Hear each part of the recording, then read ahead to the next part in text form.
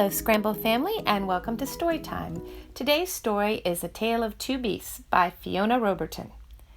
A Tale of Two Beasts, Part 1, The Strange Beast. I was walking home from Grandma's house through the deep, dark woods when I spied a strange little beast. He was stuck up a tree and whining sadly, beep, beep. So I decided to rescue him. I will call you Fang, I told him, and I wrapped him warmly up in my scarf and carried him safely home. I gave him a lovely bath and a gorgeous new hat and sweater and a delicious bowl of fresh nuts. I made him a beautiful house and gave him Lord Rex to play with. I took him out for lots of long walkies to keep him fit and healthy, and I showed him off to all my friends who loved him nearly as much as I did. But for some strange reason, the little beast did not look very happy. In fact, he was looking rather hot. I hope he's not sick, I thought, and opened the window to cool him down. But then something terrible happened. He threw off his clothes and leapt out of the window and ran away as fast as he could, back to the deep, dark woods. I wanted to go and look for him, but Mama had other plans. Dinner time, bath time, bedtime, grrr. I couldn't sleep. I missed the little beast and wondered if I would ever see him again. But then a small, furry shadow appeared at the foot of my bed. The strange little beast had returned.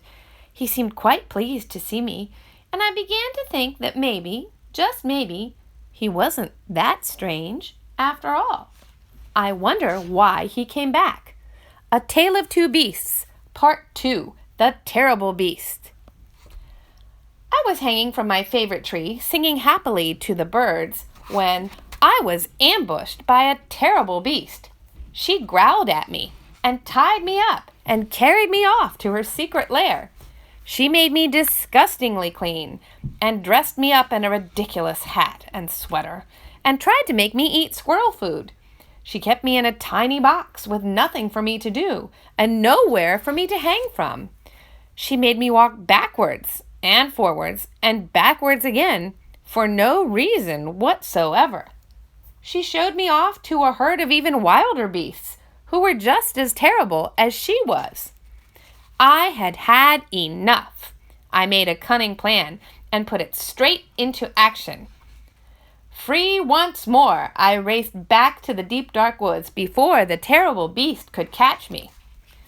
It was peaceful in the deep dark woods. A bit too peaceful, perhaps. And also a bit wet. In weather like this, one could do with a nice warm hat. I snuck back to retrieve it under cover of darkness.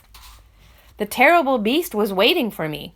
She seemed quite pleased to see me, and I began to think that maybe, just maybe, she wasn't that terrible after all. We hope you enjoyed this reading of A Tale of Two Beasts, a story about appreciating everyone's different perspective. Until next time, Scramble family.